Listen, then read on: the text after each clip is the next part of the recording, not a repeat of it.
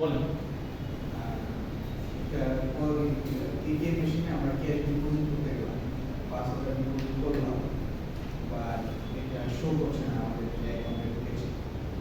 Instead মেশিনটা কোনোভাবে rich করেছে যে আনএবল টু ডিপোজিট, টাকা ফেরত দিচ্ছে না। তখন সেই ক্ষেত্রে আচ্ছা, আপনার একটা এটিএম মেশিনের সিস্টেম আছে। সিস্টেমটা হলো যে আচ্ছা আপনার জন্য প্রশ্ন আমি সবার জন্য একটু মানে এলাবোরেট করি, তবে বুঝতে সুবিধা হবে সবার। আপনার প্রশ্ন হচ্ছে যে আমি টাকা জমা করতে চাচ্ছি, রাইট? ডিপোজিট করতে চাচ্ছি। আমি টাকাটা আমার ক্যাশ ড্রয়ারে রাখলাম, কিন্তু ক্যাশ ড্রয়ার টাকাটা অ্যাকসেপ্ট করতেছে না, কিন্তু আমার টাকা ফেরতও দিচ্ছে না।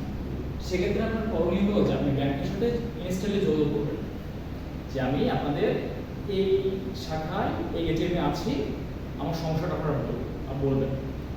যদি তারা কোনো সিস্টেমে ক্যাশটা উইথড্র করে দিতে পারে করে দিল, আর যদি না পারে ব্যাংক থেকে লোক এসে এটিএম মেশিন খুলে আপনার টাকাটা আপনাকে দিয়ে দিবে, অথবা আপনি যে পরিমাণ টাকা জমা দিয়েছেন সেই পরিমাণ টাকা আপনার অ্যাকাউন্টে জমা করে দিবেন। সো অনেক সময় দেখা যায় যে আমাদের যে এটিএম সিস্টেম আছে, সিস্টেমের ভিতরে কিছু যান্ত্রিক ত্রুটি থাকতে পারে। তো সেগুলো সারানোর জন্য আমাদের কমপ্লিট একটা আলাদা টিম আছে যারা এইগুলো নিয়ে কাজ করে, ঠিক আছে? সো যদি কখনো এই ধরনের পরিস্থিতি ফেস করেন, ইনস্ট্যান্টলি ব্যাংকের সাথে যোগাযোগ করুন। প্রতিটা ব্যাংকেরই হেল্পলাইন নাম্বার আছে, যেখানে ফোন দিয়ে ইনস্ট্যান্ট সাপোর্ট করতে পারেন। আর এবং আরেকটা বিষয় হচ্ছে প্রতিটা এটিএম এ একটা সিকিউরিটি গার্ড থাকে। সিকিউরিটি গার্ডগুলোকে ওনারা ট্রেন আপ করে রাখে যে কোন সময় গ্রাহকের কি চাহিদা থাকে। সো যদি এরকম পরিস্থিতি ফেস করেন, ইনস্ট্যান্টলি আপনি সিকিউরিটি যিনি আছে ওনার সাথে যোগাযোগ করবেন, উনি আপনাকে সমাধান করার ব্যবস্থা করে দিবেন, ঠিক আছে? আর পুরো এটিএম সিস্টেম নিয়ে আপনার প্রশ্ন নাই গেল।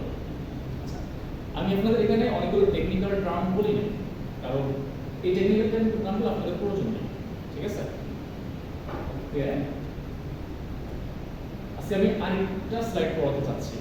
তো আপনারা কি আরেকটা স্লাইড পড়তে চান?